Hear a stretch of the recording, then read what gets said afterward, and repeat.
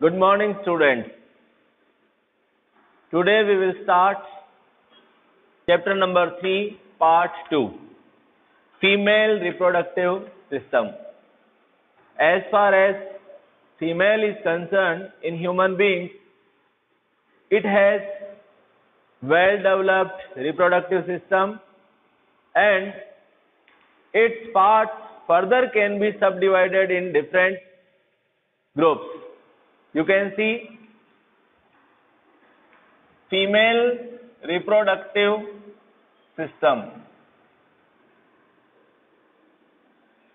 primary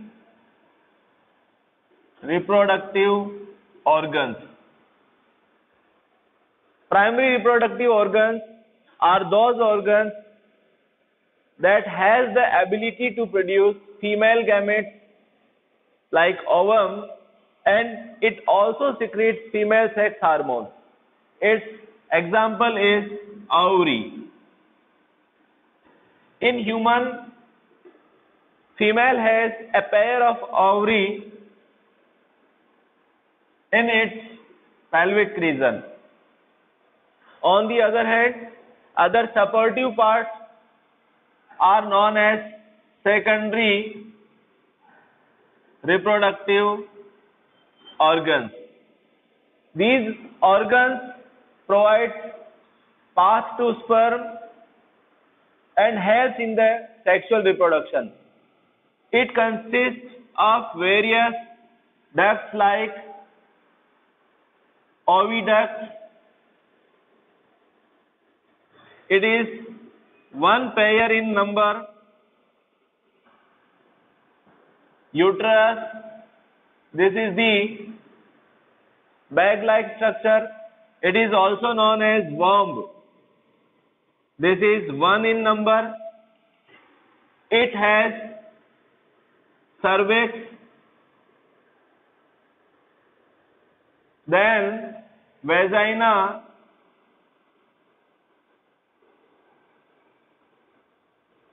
and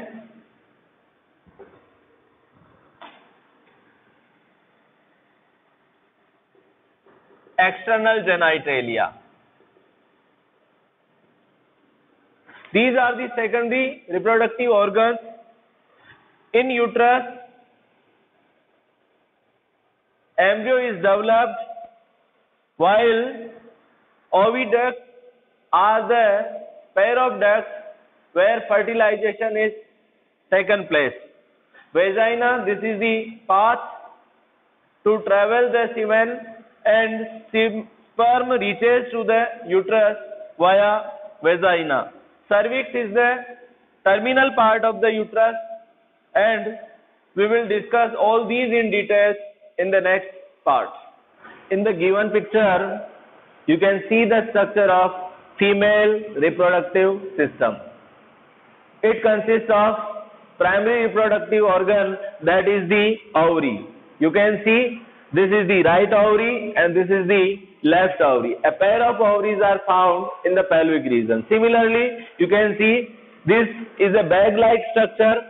This is pear shaped and it is also known as womb. Basically, this is uterus. Its innermost layer, which is drawn in the red color, this is endometrium. That shows changes during the menstrual cycle. While you can see a tube-like structure, it is beginning from here to this part, it is known as oviduct. A pair of oviducts found in the female reproductive system in human beings. It has different parts we will discuss later on. And the lower part of the uterus, this is known as cervix. In many cases, it can be shown as a cancer, and it is also the part of different chapter. This is a tube-like structure and it is known as vagina. It is also known as female copulatory organ. So, dear students, you can see this is the female reproductive system and it is very easy to draw. Just you need to draw again and again at home. So have a look on these PPTs. Female reproductive system is located in the pelvic region of the female. You can see this is the part below the abdomen towards backside. The female reproductive system includes ovaries. A pair of ovaries found in the pelvic region. It is known as primary female reproductive organ because it produces ovum, means female gamete, and secretes the female sex hormones like progesterone and estrogen. Oviducts are there, a pair of oviducts found in the female body. Uterus, it is also known as womb, and it is a pear-shaped, inverted pear-shaped structure and elastic in nature. The next part of this is cervix, and a tube-like structure is vagina. This is elastic and also known as female copulatory organ. External genitalia. This is also known as vulva. We will discuss this later on. And a pair of mammary glands are also the important part of female reproductive system that produces milk for the nutrition of child. You can see the figure 3.3a. Diagrammatic section view of female pelvis showing reproductive system. You can see different parts are there. This is uterus. Just below this, cervix, and behind the cervix, rectum is present. And this is vagina, which is almost at right angle of the cervix. This is anus, and this is the urethra of the female. This red part shows the clitoris, and it has lip-like structures, labium minora and labium majora. I have already discussed the figure 3.3b. This is the diagrammatic sectional view of the female reproductive system taken from your NCERT book. You can again see this tube-like structure is known as vagina. Its upper part is cervix, and it has a thin tube that is known as cervical canal. It is a part of birth canal also. You can see this inverted pear-shaped structure, which is also known as uterus, and uterus structure is made of 3 layers. The outermost layer is known as perimetrium, and the innermost layer, these foldings, are also known as endometrium. It is highly vascular in nature, and the middle part is known as myometrium. It is made of different type of muscles. The lumen of the uterus is known as uterine cavity, and the upper part of the uterus is uterine fundus. So dear students, you can see the structure of the uterus here, and these red ball-like structure, or you can say egg-like structures, are known as ovary. It shows ovarian cycle, which will be discussed in the next part of the chapter. This tube-like structure is also known as oviduct. I have already discussed, and one more thing to explain, it has 3 important parts, and in whole it is known as fallopian tube. The part which is directly attached to the uterus is known as isthmus, and the part which is just near to the infundibulum, it is funnel-like, and it is known as infundibulum. It has special structures, and it is known as fimbriae. So dear students, fallopian tube is the ovarian duct and ampulla is the place where fertilization is taken place.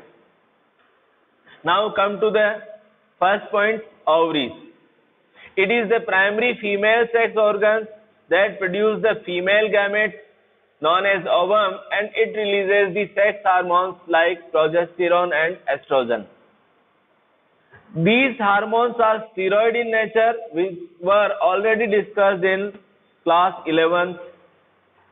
The ovary is located in the lower abdomen. It is just look like an almond you have seen at your home. Each ovary is about 2 to 4 centimeter in length. It is connected to the pelvic wall and uterus by some ligaments. Each ovary is covered by a thin epithelium which encloses the ovarian stroma. Its structure will be discussed in the next part of the chapter. The ovarian stroma has two zones, a peripheral part which is known as cortex and inner part which is known as medulla. Oviduct, uterus and vagina constitute the female accessory ducts.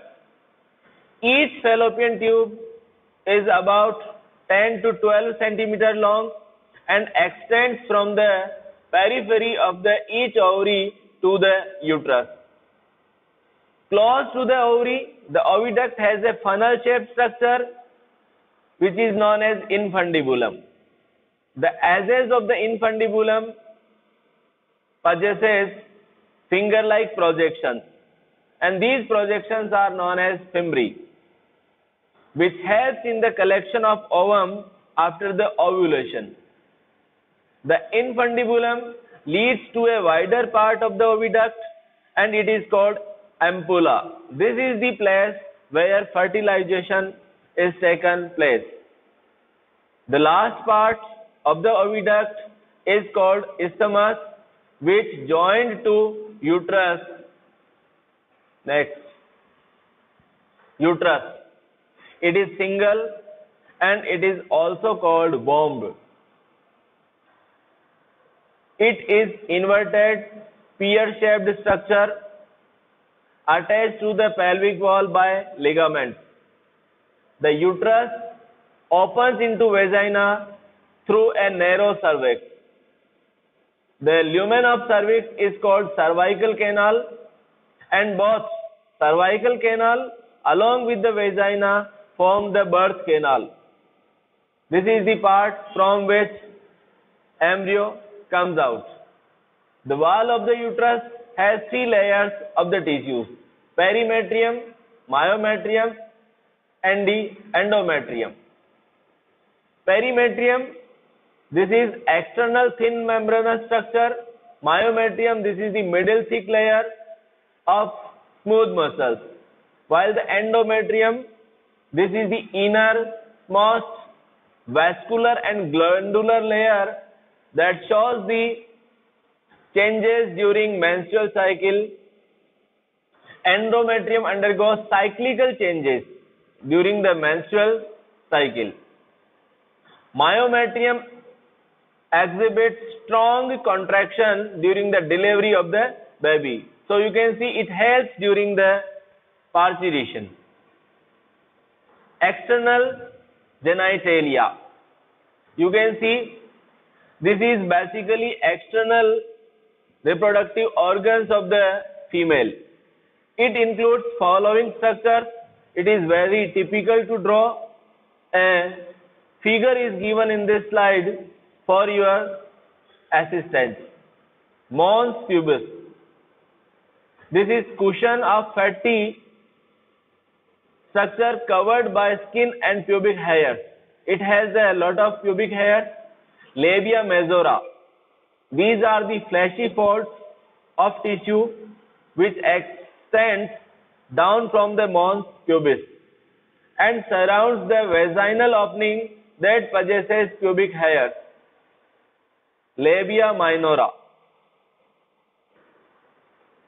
These are paired folds of tissues under the labia majora. Hymen. Basically, this is a membrane-like structure that covers the opening of the vagina. The opening of vagina is often covered partially by a membrane called hymen. It is not the symbol of virginity. In the Indian society, it is thought that the female or girl that has the hymen is virgin in nature, but in real, it may break during exercise, cycling, dancing, and at sexual acts. And another part of the external genitalia is clitoris. It is a teeny finger-like structure, lies at the upper junction of two labia minora, above the urethral opening. Have a look. This is the diagrammatic view of the external genitalia of female reproductive system.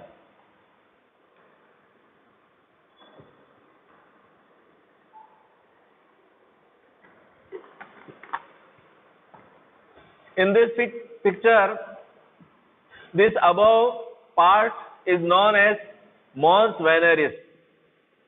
It has lot of fat here and it is a swollen part. Just below this, you can see this is the triangular, a finger-like projection that is known as clitoris. This is the labium majus or labia minora. Just below the clitoris, a small opening can be seen. This is the external urethral orifice. You can see this is the part from where urine is excreted. Just below the external urethral orifice, this is the opening of vagina, and it has opening of Bartholin duct, and the vaginal opening is covered by a thin membrane which is known as hymen. Just below this, in between the anus and the opening of vagina, a perineum is present, and these are the pubic hairs. So, dear students, we have explained the female reproductive system. One part is left in this topic, that is mammary glands. Mammary glands consist of glandular tissue and fat. Glandular tissues of each breast divided into 50 to 20 mammary lobes. Mammary lobes contain cluster of cells called alveoli. The cells of alveoli secrete milk and stored in the lumen of the alveoli. The formation of milk is known as lactogenesis, and the secretion of milk is known as lactation. The alveoli open into mammary tubules, and the tubules of each lobe join to form a mammary duct. Several mammary ducts join to form a wider mammary ampulla. Mammary ampulla connected to lactiferous duct through which milk is sucked out. The tip of the breast is called nipple. It is dark in color and it has many small pores on it. Its surrounded part is dark colored. It is also known as areola mammae, and it has many openings on the tip of the nipple. This is the figure 3.4, a diagrammatic sectional view of mammary glands. You can see in the female, at the time of puberty, breast development starts in the female girl, and you can see in the chest portion it is developed, and it is a continuous process. At the time of pregnancy, its development increases and it shows some changes. You can see each breast has fatty tissue in it and it provides a specific shape. Its shape depends on the genetic information. You can see these are the mammary lobes, and these mammary lobes forms mammary alveoli, and it provides a path by some duct that is known as mammary duct. Its wider part, you can see this is comparatively wider part in comparison of mammary duct. It is known as ampulla, and the next portion of the ampulla join together to form lactiferous ducts, and these ducts are opened in the nipple by pores, and the number of pores may be 15 to 25 in number, and the portion which is dark in color in the breast is known as areola mammae. So dear students, today in the chapter number 3rd, we have finished the part 2, female reproductive system. You need to draw all the figures at home, draw it neatly, and complete all the questions given in your book in the answer script. So, thank you and have a nice day.